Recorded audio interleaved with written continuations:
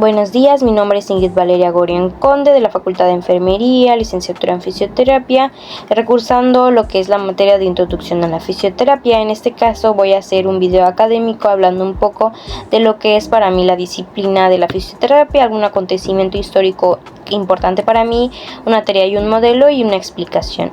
Como primera parte, hablando de lo que es la disciplina de la fisioterapia, para mí la fisioterapia es mucho más que aplicar ejercicios o agentes físicos. ¿Por qué? Porque todo esto va a estar basado en que no solo uno se va a emplear, sino es un conjunto de distintas partes que se deben de complementar. En este caso, digamos, un agente físico no siempre va a ser lo principal, o en este caso lo único que se le debe de aplicar al paciente, sino que son distintas partes, ¿no? De que puede ser terapia manual con algún agente físico, punto gatillo, liberación miofascial, etcétera, etcétera. Entonces, para mí no solo es eso, sino que también nos ayuda a un poco más a lo que es la recuperación del paciente. En este caso, la fisioterapia está basada en la recuperación del paciente, que éste vaya mejorando de acuerdo a sus lesiones y podamos ir reintegrándolo a su vida cotidiana.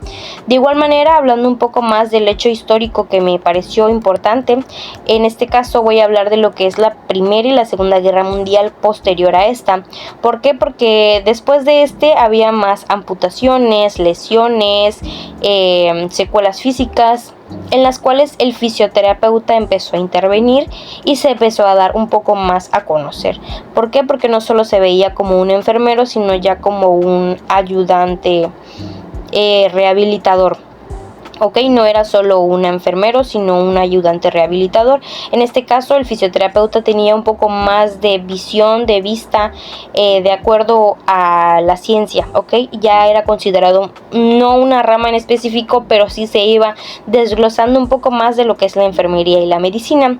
Como segundo punto, la teoría o el medio que para mí me fue más importante, en este caso es el medio biopsicosocial, en donde nosotros nos enfocamos en lo que es la vida cotidiana del paciente, sus actividades, qué hace, qué no hace, cómo funciona su estilo de vida, etcétera, etcétera. O sea, tener en cuenta todo esto, porque no un paciente que tiene 30 años a uno de 50 van a tener el mismo tiempo o la misma recuperación, En este caso, la CIF fue una que me pareció un poco más importante. ¿Por qué? Porque en esta podemos ir descartando de acuerdo a su vida cotidiana, de igual manera, cómo va a ir mejorando el paciente, Vamos a ir teniendo en cuenta distintas partes importantes. Para finalizar con este video, debemos de mencionar que estos modelos nos recuerdan que nuestro deber no solo es eliminar el dolor o recuperar movimientos, sino es poder ayudar al paciente a su rehabilitación tal cual, no solo quitar el dolor, sino ayudar al paciente que pueda reintegrarse a lo que es la vida cotidiana. También debemos de buscar que nuestros pacientes puedan regresar a poder volver a sus actividades de la vida diaria, donde puedan volver a ir al gimnasio, puedan ir a correr, puedan ir a caminar, puedan hacer lo que antes hacían, su trabajo, etcétera, etcétera. En lo personal, considero que la historia fue una base principal en donde la fisioterapia se puede ir cimentando aún más a futuro, de igual manera, en lo que poco a poco pudimos ir describiendo en lo que fue el parcial, ¿no?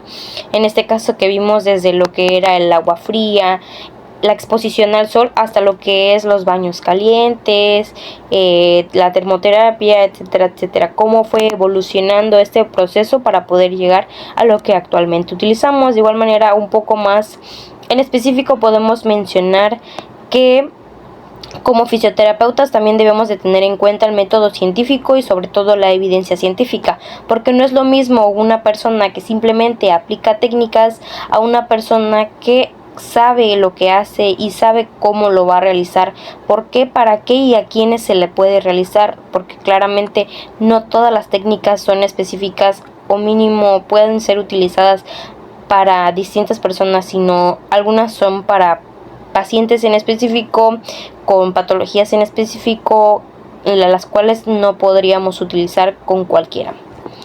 Muchas gracias.